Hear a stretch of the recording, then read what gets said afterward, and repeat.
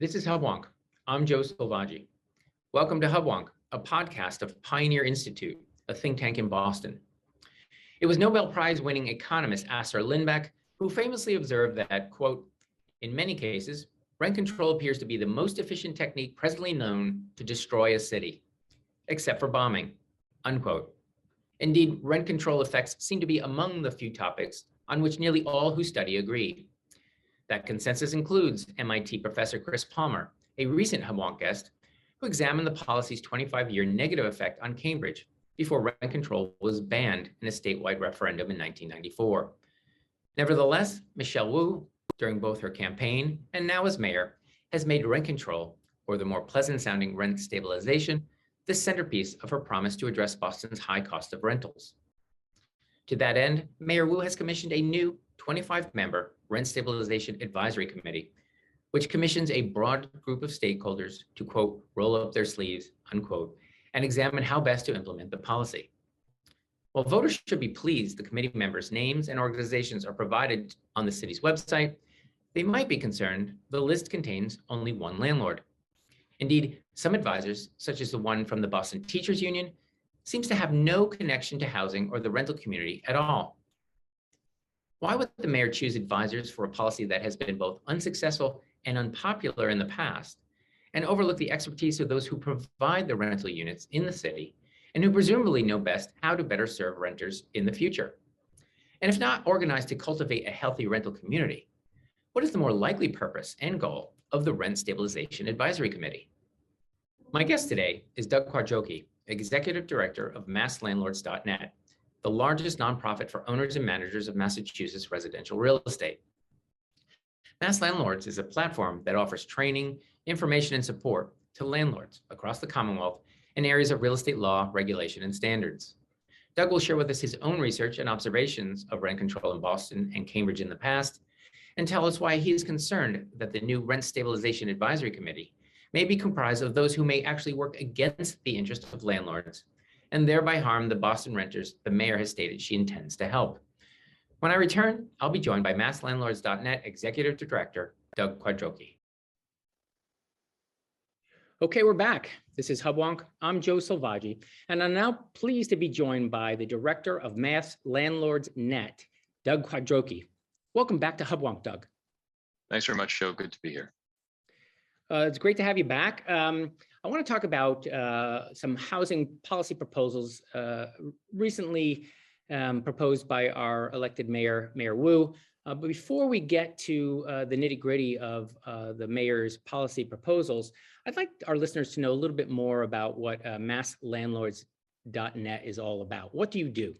Sure, yeah. We're a 501c6 nonprofit trade association. We exist to help owners create better rental housing. That's really our purpose.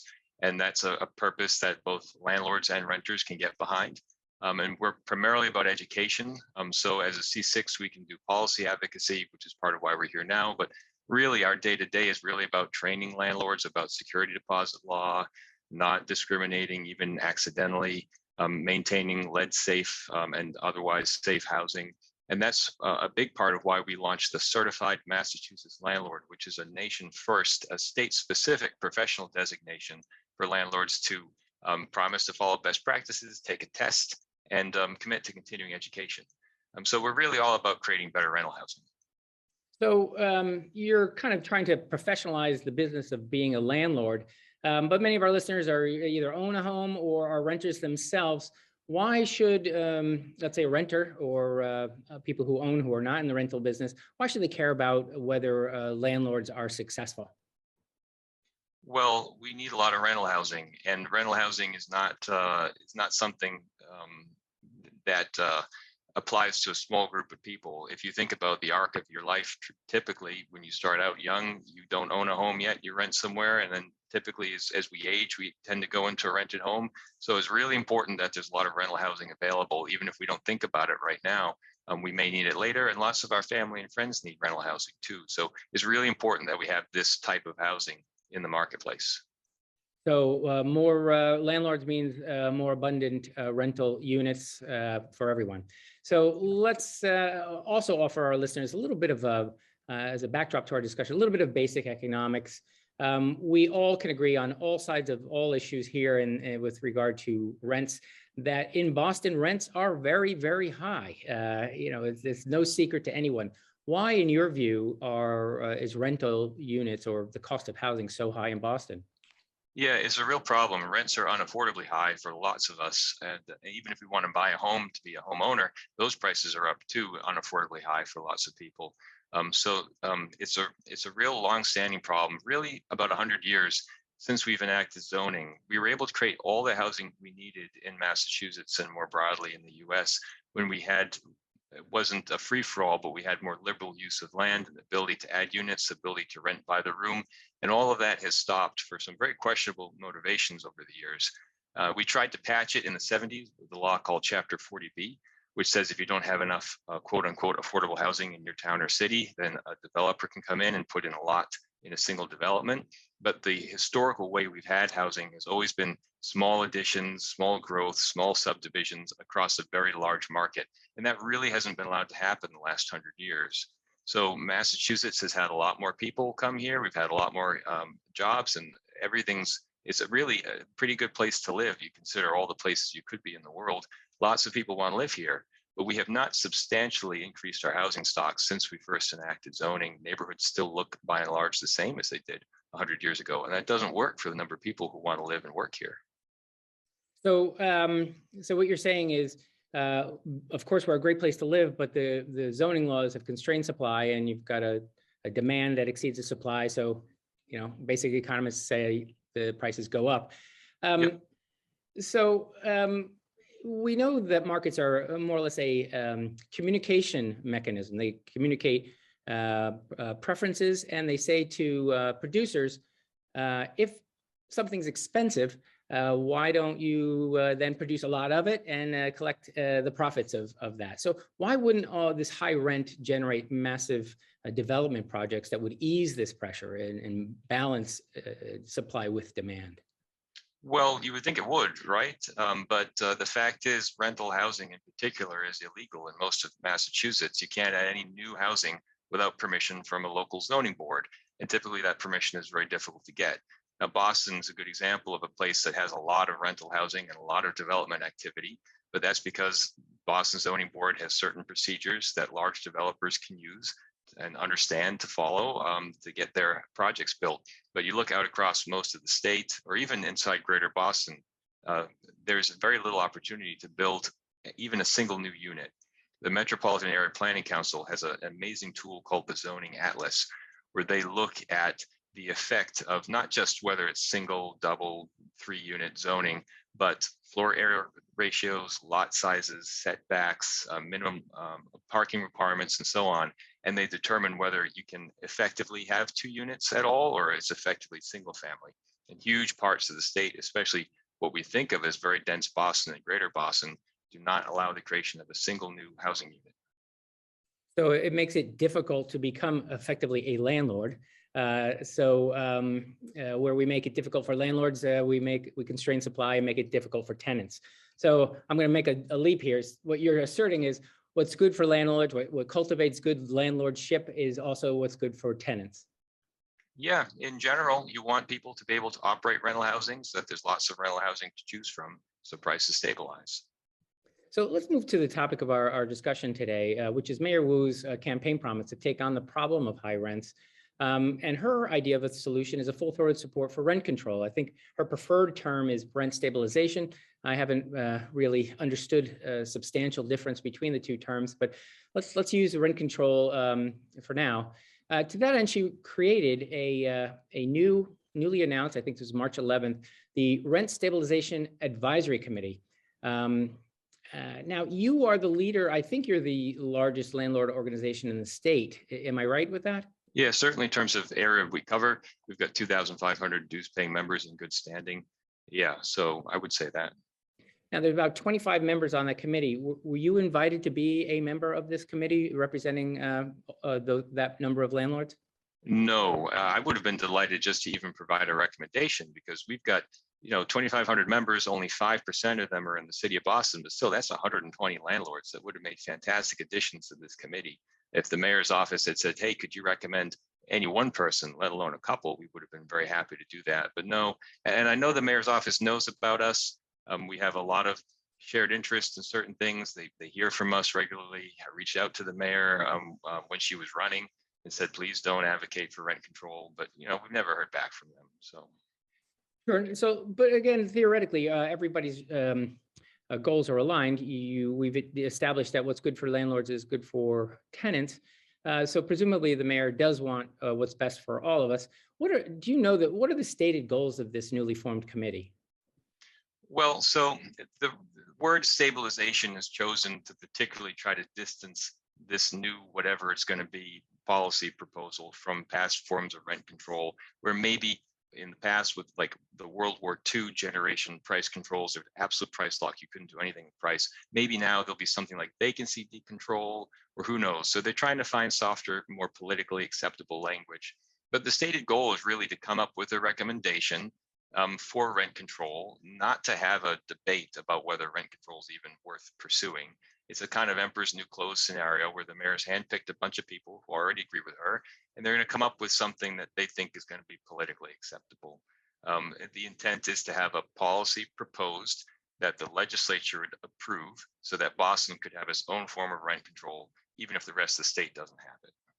Well, let me quote, I say it's a politically palatable framing. In the mayor's own words on her site, she quotes, cities across the country use rent stabilization as one tool among many to protect tenants and keep families in their homes. The majority of Boston residents and families are renters. If we aren't willing to take on the rent increases that are driving families out of Boston, then we aren't meeting the needs of our neighborhoods. I think the broad group of stakeholders, including advocates, tenants, and developers who are willing to roll up their sleeves to reimagine what's possible. Boy, that sounds really good. So let's talk about these. I hate, first of all, to start with the metaphor. We need to bring every tool we can. I mean, you might use gasoline to power your car, but you would never take a can of gas to a fire, right? And there's certain tools that are not right for the job. And in Massachusetts in particular, we have experimented with and experienced rent control for 20 years in the 70s, 80s. It got repealed in 94. And we can look at what happened in the rent control time versus immediately after. And we can decide, is this the kind of tool that we want to use here? And the answer is unequivocally no. Like, rent control has this set of serious side effects with it. So the fact that other communities still have it, it isn't really a great selling point because we had it in Massachusetts already. We tried it and it did not work. Indeed, we had a podcast with Professor Palmer from MIT to examine those 25 years of rent control, what it did to Cambridge in particular. And to paraphrase his research, it wasn't good. It persisted for 25 years, and it was bad enough that in 1994, as you say, we had a statewide referendum to make it illegal to impose rent control. So what I liked about your research, and I did, you've done a great deal of research on this yourself, your approach was not an academic analysis of rent control and its effects, but you did a more of a story-oriented personal account of rent control, where you examined the life of a landlord and what rent control did to this couple. I was intrigued by the one story, I think it was the Bolognas, who had a beautiful home in Cambridge that they used for rental housing. Share with our listeners a little bit about that story. Yeah, so I mean, it's really important to go back and recognize the terrible injustice that these rent control boards perpetrated, whatever word you want, on lots of housing providers in Massachusetts. And the Bolognas are a great example of that. A new couple, new to being a landlord, and just starting out in life, bought a place that was a dump, and they worked really hard to hand renovate it themselves, do it all right, restore it to its original antique glory, and make it functional and safe, and do all the things that you would hope a landlord would do. And they rented these renters that we tried to contact for this story, and we did get in touch with them, but they didn't say much except the landlords broke the rent control law. And that's ultimately what the Rent Control Board found, is that these landlords who made a good faith mistake in raising the rents did break this rent control law, but the penalty was draconian. So rather than say, well, if you broke the law, don't do it again, we've explained to you how rent control works and now you know better, which is getting to the point of mass landlords educating people, right? We want people to be landlords. We want to help them to do the right thing. Instead, what the rent control board did is they tripled the damages, and they had the landlords pay the attorney's fees even through the appeal. So ultimately, they had what in 1990 terms was about $64,000 worth of legal debts they owed to the renters. And that's not the amount of rent overcharge that they may have done with not following the rent control law exactly. They overcharge these renters very little by comparison. And to make matters worse, the renters actually sublet their unit. They didn't want to live there themselves. So the renters were charging uncontrolled rents themselves, like the modern day equivalent of Airbnb. And they were pocketing all that. And the landlord had to pay this huge judgment to the renters who had all the sublet money as well. The landlords ultimately had to declare bankruptcy, and they can't be landlords anymore. They do something else now. They're still around in Massachusetts, but they're done being landlords and housing providers.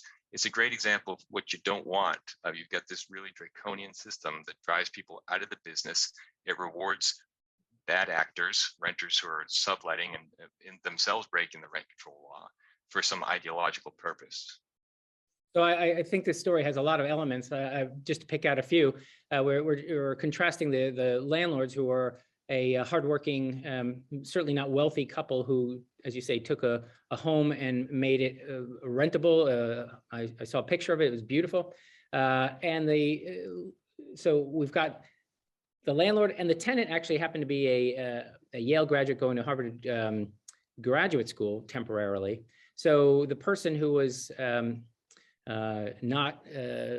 who effectively sued to have the rent control honored was someone substantially more educated. And then ultimately, the takeaway is this landlord is no longer a landlord, and presumably that property is headed for a different use. I would imagine one might condoize it or make it into a single family home. You've essentially discouraged in this rent-controlled world someone from being a landlord. So the person who replaced them is unlikely to want to be a landlord either. So we've compromised the supply of properties. Do I have the narrative about right? Yeah, that's basically it. And without naming names and getting into the details of who said what in the case, I mean, that is the general arc, and that is the result. The renter still remembers to this day. They feel that they were in the right, but of course they're one of those, the legally trained folks, very highly educated rent control renter, as was typical during the rent controlled years, because those folks tend to get apartments faster than anyone else because of all the disparate impact we could talk about. Yeah, they abused the system basically. So the renters had this huge win for themselves. And the result is we're all worse off because that place is not rental housing. Those landlords are not housing providers anymore. There's less rental housing around. Yeah, let me, you mentioned it. I wasn't going to go there, but I do want to explore this because some of your research does talk about it. And we talked about that with Professor Palmer from MIT, that ironically, particularly in Cambridge, the people who are enjoying the rent control were not people who are, let's say, less well off or what you might expect to benefit. In fact, they're very often Harvard professors. And your research indicates that where we have rent control, we actually see a much smaller percentage of people of color or maybe marginalized communities enjoying the benefits of rent control. Their numbers are half what they are in the general population. So these rent controls are generally exploited by those people who are most educated and most able to take advantage of a relatively complex Byzantine system. Do I have that right? Yeah, that's exactly right. It's been detected empirically with data, and it's been predicted theoretically with math that the tougher you make it to be a housing provider, the longer landlords wait for the quote unquote perfect applicant to come along. And we've got such a problem in America and Massachusetts, no less, with systemic racism, that the perfect applicant tends to be someone with a very high educational attainment and high income and perfect credit and never been convicted for anything. And so even silly stuff now you wouldn't think of as being important, like possession of weed. There's still, that's still on people's records from the past potentially. And you don't want landlords to be considering that. But during the rent control years, when you could only charge so much for a unit, the landlords considered absolutely everything they could. And so you had a really disproportionate number of wealthy people. You had that Harvard professor, you had a judge, you had the mayor of Cambridge. Those folks are the ones who got the rent controlled units, and the ordinary people that we're trying to provide rental housing to couldn't. And so that's a really unfortunate impact. And that's a strong reason why mass landlords would go to bat for renters opposed to a rent stabilization proposal from the mayor, because it's going to have this huge disparate impact on a whole lot of folks who don't need that. So as an advocate of tenants, you see rent control as being against their interest and using the wrong tool, as it were, to solve a problem of high rent. Yeah, and it's really counterintuitive. If I could just linger on that a moment. Everybody knows it's obviously true that if rent control is passed and you're in an apartment today, your rents can't go up so much, so that you are safe today. But what's really not intuitive is the effect 10, 20 years down the road for all the other people who've tried to move into Boston during that time under rent control, or Massachusetts, who haven't been able to get in.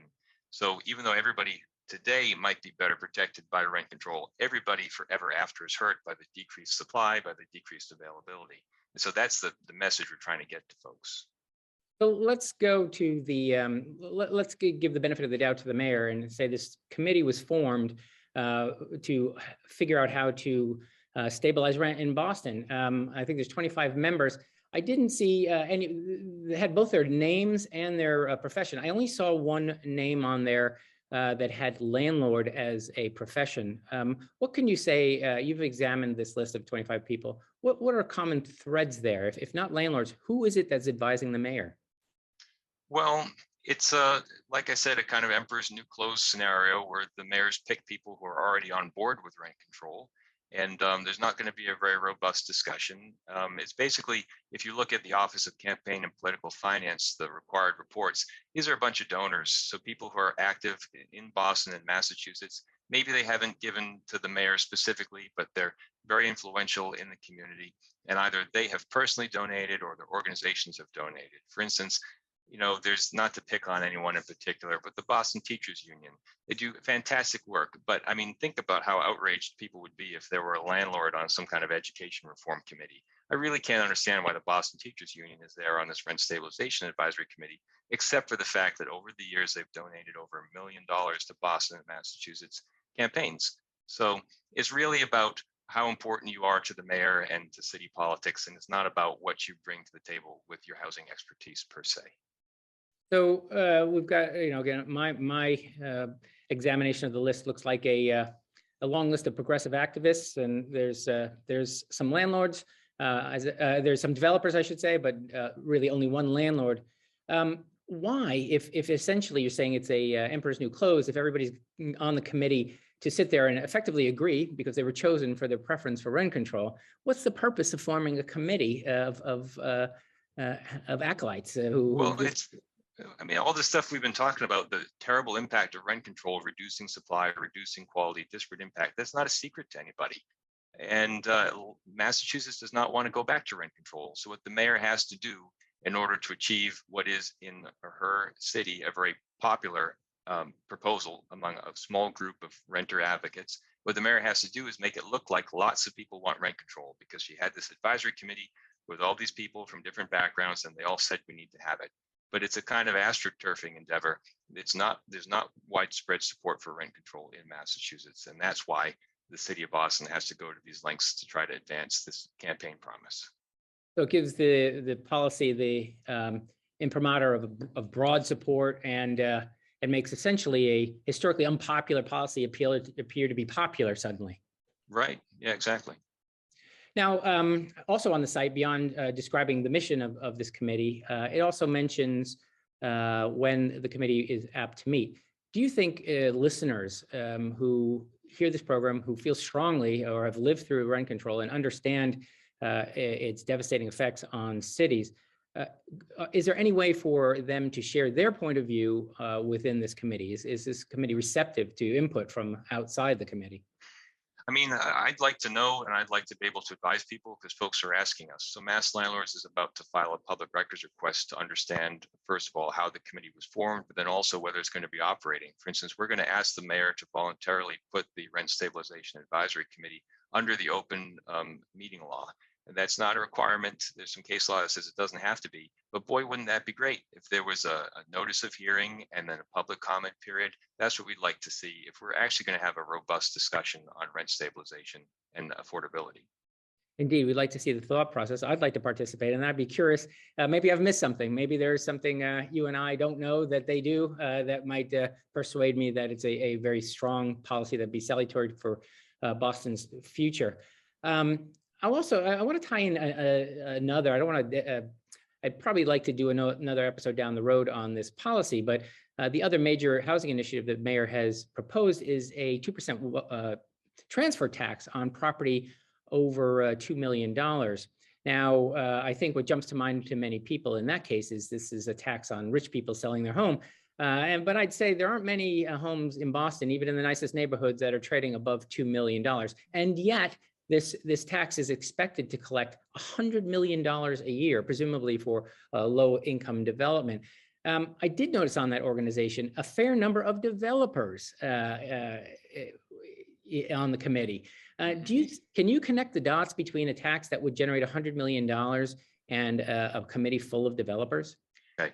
Yeah. So, I mean, the reason developers want to be on that committee is because this 2% tax is going to generate a lot of funds. Typically, the city or other communities will match development money with other money to improve the area. And a lot of folks want access to that. One of the developers that doesn't get enough attention is actually what looks like a nonprofit, the Massachusetts Association of Community Development Corporations.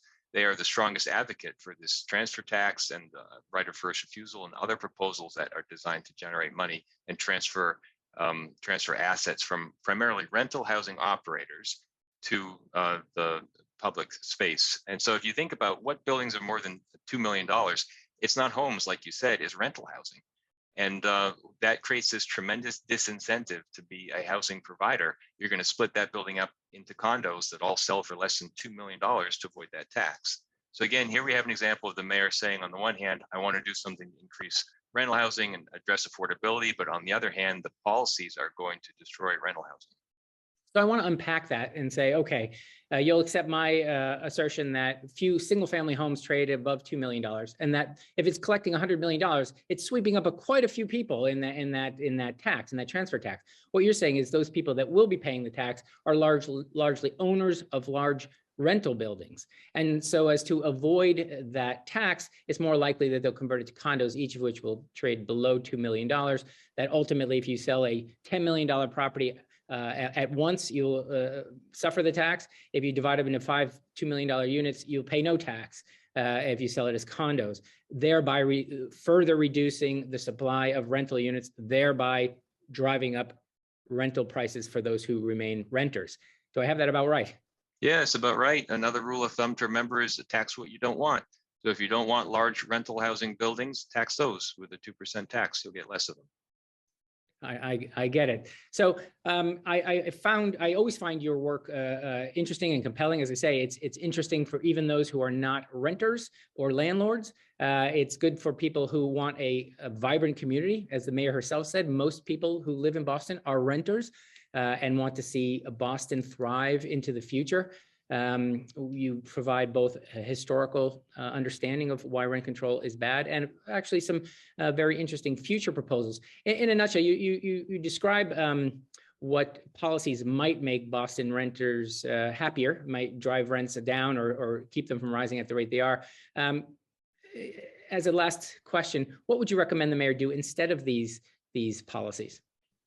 Well, I mean, there are two there's a short-term and long-term answer. So the short-term answer is to join with Masslandlords in our litigation against the Department of Housing and Community Development. We're trying to get access to rental assistance records. Rental assistance is short-term, what keeps people housed. And we have this data that shows more than half of the applications for rental assistance the last 2 years during the pandemic did not get approved.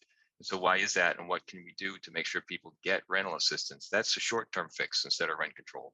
But then long-term, the long-term fix is to change zoning. And Boston could be leading both within the community and surrounding communities by making the city a multifamily as of right community, where you're not going to be stopped by floor area ratio, setback, parking minimum, anything. You're going to have at least 2 units on every lot. That's not big development. That's what we call gentle density. And that would double housing in Massachusetts. That would tremendously stabilize prices long-term. So really, those two options are things that landlords and renters could both get behind.